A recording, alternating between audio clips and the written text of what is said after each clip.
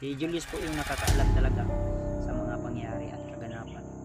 So ako po ay isang kasangkapan lamang upang maligtas natin ang batang ito kung sakaling man ano pa natin, magapan pa natin.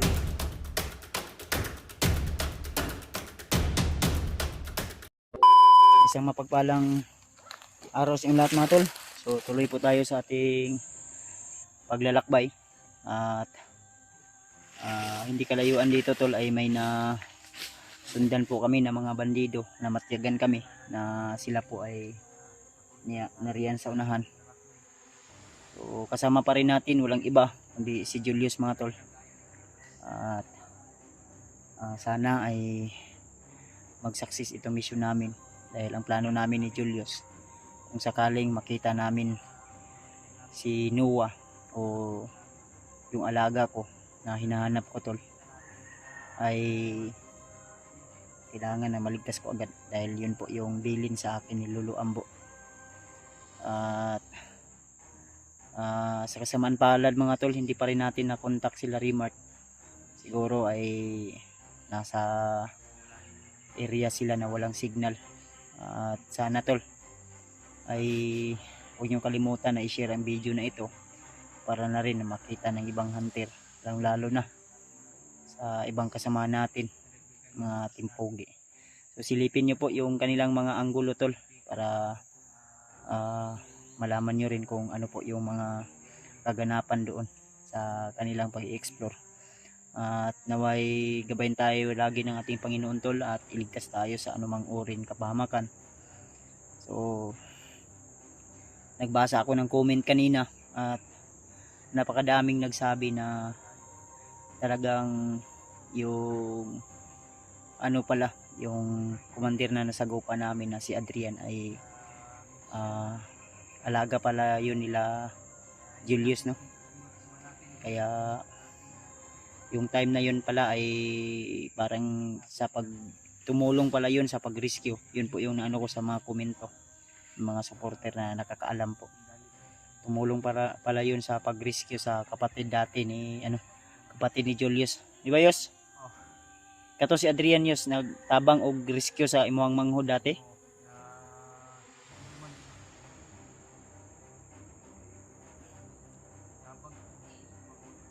Nilibing daw nila yun tol. Then nagtaka si Julius kung bakit nabuhay. Siguro ay binuhay ni Commander Bagnot. Dahil ang nabasa ko rin sa komento ay yung ama ni Adrian ay isa daw din na commander. At gusto daw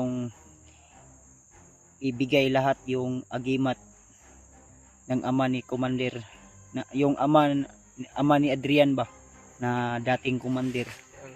Siguro yung ama ni Adrian ay hanggang ngayon ay commander pa at siguro humiling yun kay Commander Bagnot na buhayin yung kanyang anak para may tagasunod sa kanyang agimat. So hindi talaga natin alam kung ano talaga yung kaganapan o pangyayari dahil sa alam ko tol ay yun po yung mga comment na nababasa ko sa komento tol. At nag-comment sa ating tol. So ganito na lang tol. Tama yung sinabi kung ano man yung magiging resulta sa aming pakipaglaban lalo na ka Adrian mga tol. So kung may mangyari mang hindi maganda sa kanya sakaling magkita kami ulit, pero ako tol alam nyo naman na kaya ko namang pigilan yung aking mga emosyon dahil may mga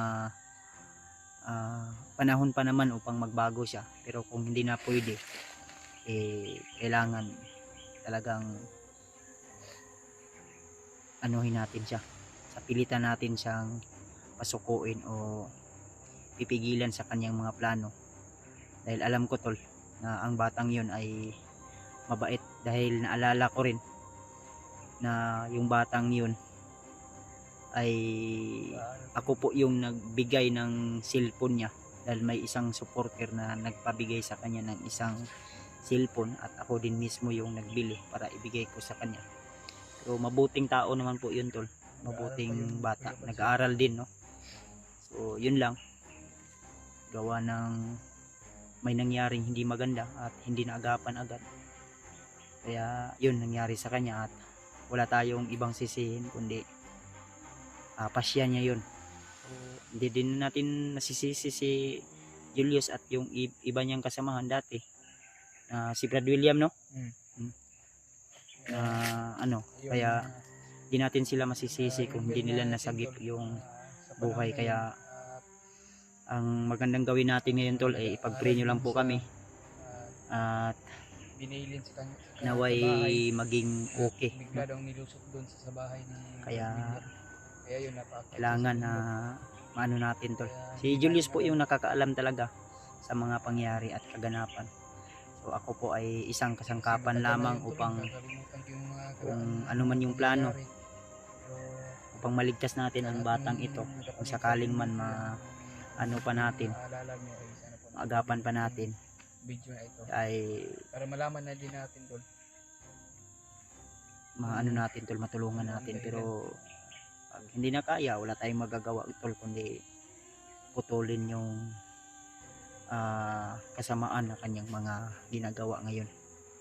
So isa din sa gusto kong malaman kung nasaan na yung alaga ko, dahil pati yung alaga ko tol ay siya po yung may hawak ngayon at hindi tayo padalos-dalos dahil wala tayong idea kung ano na yung kalagayan. Basta yung sabi sa akin ng bandido na tumulong sa amin ay yung alaga ko raw na si Noah, yung hawak ngayon ni Adrian na bihag nila, ay pinapakain naman daw ng maayos. Pero ang problema ay bihag nila. Kaya yun yung gusto kong maano din, laman kung saan nila nilagay, kung sakaling man mapakiusapan natin o ma-negotiate natin sila tol. So sa hindi kalayuan dito tol, inuulit ko, ay mga nasundan kami ng mga bandido pero bigla namang nawala at alam ko na nandyan lang yan sila sa paligid, nagmamanman din. Dahil sa panahon ngayon tol ay talagang mag-iingat tayo dahil yung mga bandido ay kabisado po yung mga galaw natin at may mga monitoring sila, kaya minsan hindi namin talaga kinukuha yung mga buong kaganapan dahil baka mamonitor nila kung saan tayo at minsan talaga wala ding signal, kaya huli na yung mga upload namin gawa nang nandito tayo sa bundok at nahirapan din tayo makapag-upload ng video. Kaya pagpasensyahan nyo na tol at isasaybit ko lang, shoutout pala sa asawa ko, ayan, shoutout sa Beb at siyempre sa aking ninang Josephine Kelly at kay Tita Hilma. So ito ay mga humble po natin na mga taga-suporta at napakabait po, kay Ate MD Daos, kay Tita M Victoria, kay Tita Rosie at kay Ate Heidi Gregorio. So, yung mga sinashoutout natin tel ay hindi po yan sila nag-i-sponsor upang ma-shoutout natin, kundi sila po ay ano natin, mga close friend natin sa FB na palaging nagdadasal upang tayo ay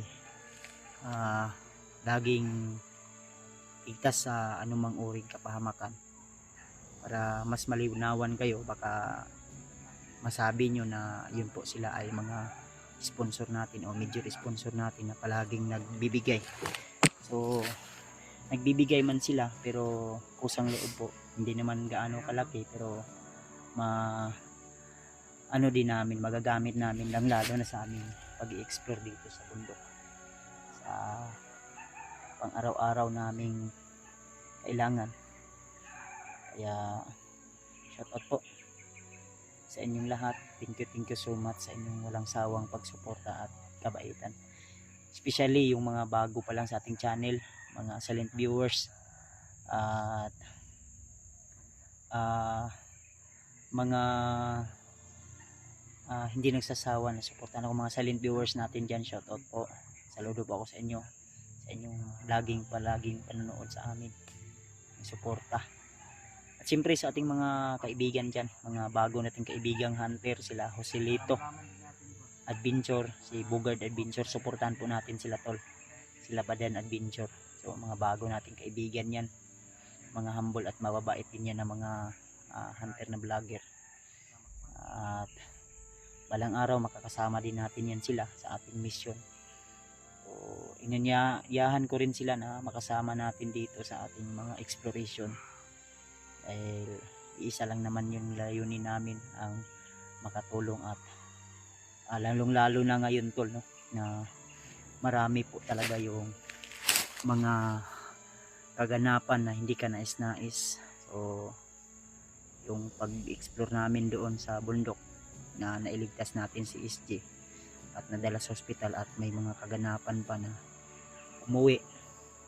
pauwi na sana pero naharang gawa ng na mga hunter tol na nagpapaalipin sa demonyo o sa diablo, dahil yung pera talaga tol ay yun po yung pangalawa ngayon, no, sa pangangailangan ng tao, pagkain, pera. Kasi wala kang pera tol, wala ka talagang maibibili ng pagkain, kaya yung pera talaga ay dyan tayo, no, minsan yan po yung naging dahilan kung bakit nagkagulo yung tao, dahil sa pera. At dahil ang tao ay makagawa ng masama dahil sa pera, kaya kung magpapadala tayo sa pera tol ay talagang tayo ay magiging masama, uutusan tayo ng pera o magpapadala tayo. May tao na magbibigay sa atin ng pera upang yan yung gagawin natin, kung magpaalipin tayo tol sa ganyan. Kaya isa din yan, no, number 1 po din yan na problema natin. Kaya yung mga hunter na ganyan na hinahamon tayo, so wala akong pake sa inyo.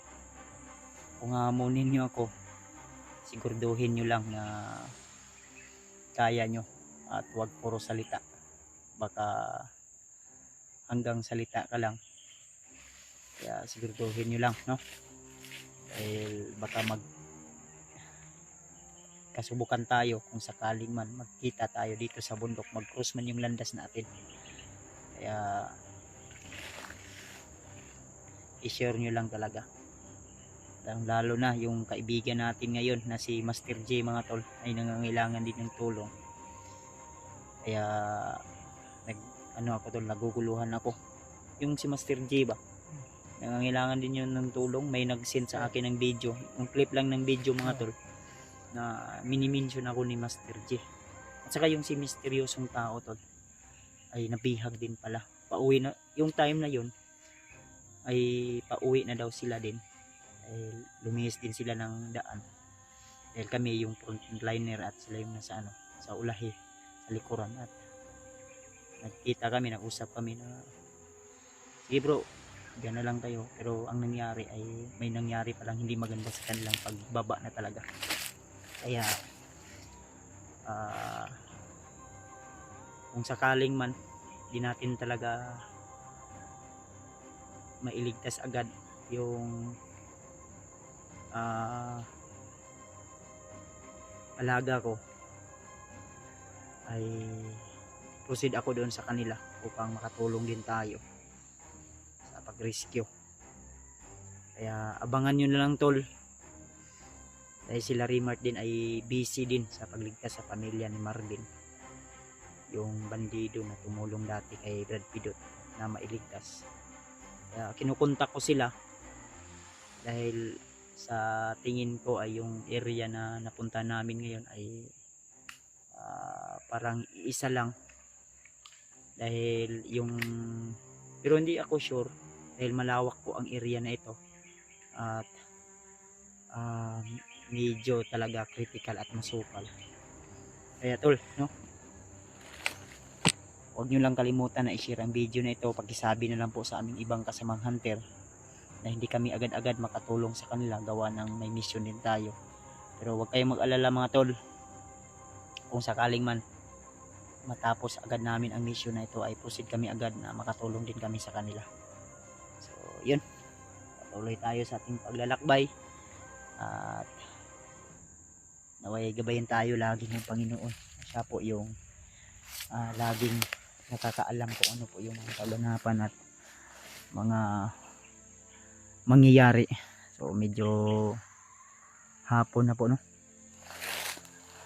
So yung kanina na napansin namin kanina dyan, hindi kalayuan nito tol, mga 500 meter o 300 o anong meter ba yan,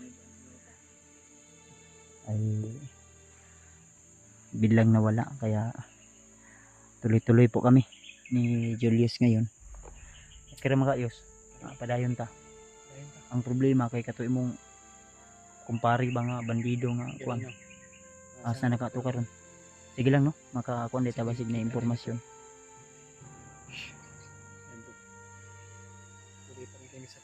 Ingon biya to siya ayos nga.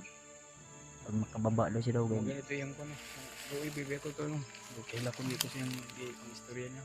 Anak siya no. Ito yung mga Na daw siya na daw igsuon niyang asawa daw, yatag daw niya sa mo para makaminyo na daw ka. Grabe pa yung katakot-tawa gabi di ba? Ganito. Ay, pero na emotional jud ko sa hagit eh.